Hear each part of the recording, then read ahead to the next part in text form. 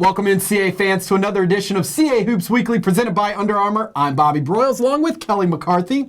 Taking a look back at last week's action, Kelly, JMU continues to ride their impressive winning streak as they knocked off two of the other top teams in the CAA in Drexel and Hofstra. But some other teams are starting to pick up some momentum here in the final few weeks of the regular season. That's right. James Madison is rolling right along and have created some distance at the top of the standings. But in spots 2 through 10, things are pretty close. A big reason for that is a pair of 2-0 weekends for both Northeastern and Delaware. We'll stay with these two teams as they square off Friday night at 7 on CA.TV in Boston as Northeastern returns home to take on Delaware. At the beginning of the season, we didn't really know what to expect from the Huskies. They started off very strong, tailed off a bit, but have really started to come together. You can see it on the court, especially with their demeanor late in the game. They have confidence and are starting to believe in themselves. That's what it took to knock off Elon on their home court.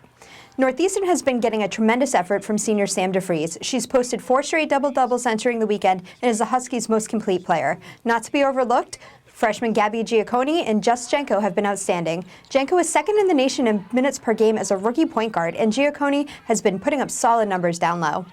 Delaware has won 3 of their last 4 games, with the only loss being a double overtime decision against Elon.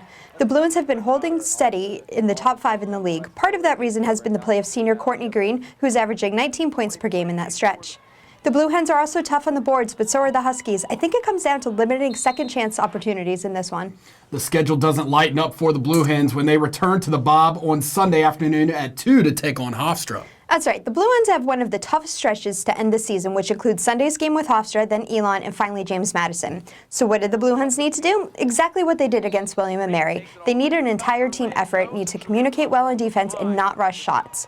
But Hofstra is definitely going to try to push the pace behind Crystal Luciano, who is so quick and so creative with the ball.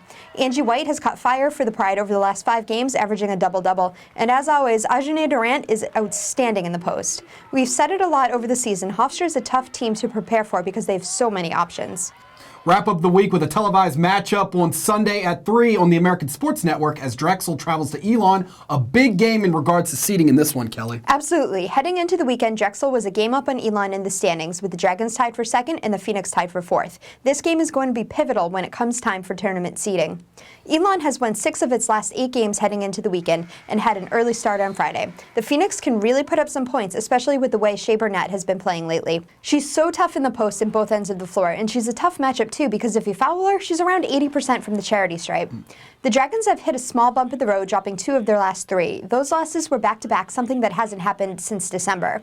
Over the last couple games, Drexel has been giving away leads late in the game. That's something that cannot happen against Elon. The Dragons have the top defense in the league, and they need to make sure they clamp down if they get ahead. Elon is going to try to take away Drexel's perimeter shots and force the ball inside. But when the Dragon shooters are on, it doesn't matter what defense you throw at them. They're going to make their shots. Can't wait to watch this one live on ASN. Absolutely. Now here's a look at the rest of this week's action around CAA women's basketball.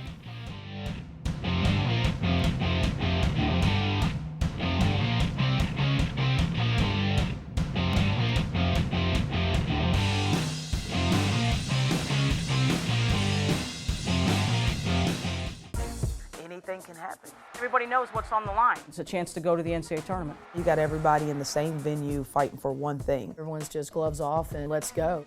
The madness of March is back at the Showplace Arena. The 2016 CAA Women's Basketball Tournament returns to Upper Marlboro, Maryland, March 9th through the 12th. 10 teams, each vying to cut down the nets on the way to the NCAA Tournament. Experience the excitement. Visit CAAsports.com for tickets and championship information. CASports.com will have all the information you need regarding links to live stats, video, and audio coverage of everything this week. You can also continue to follow the league on Facebook and Instagram by searching CA Sports, and we're also on Twitter at CA Basketball using the hashtag CA Hoops. The CA.TV crew wrapped up its on-campus coverage for this season last week at William & Mary. You can check out the sights, sounds, and highlights from our coverage last week on our CA Sports Overtime blog, and be sure to check out our In Focus feature on the Tribe now on CASports.com and CASports.wordpress.com. 2 cameras, 4 people, and an art studio. What could go wrong, Bobby? I look forward to seeing that one as well. That is all from us today. We will see you next week for another edition of CA Hoops Weekly powered by Under Armour. Enjoy the games, everyone.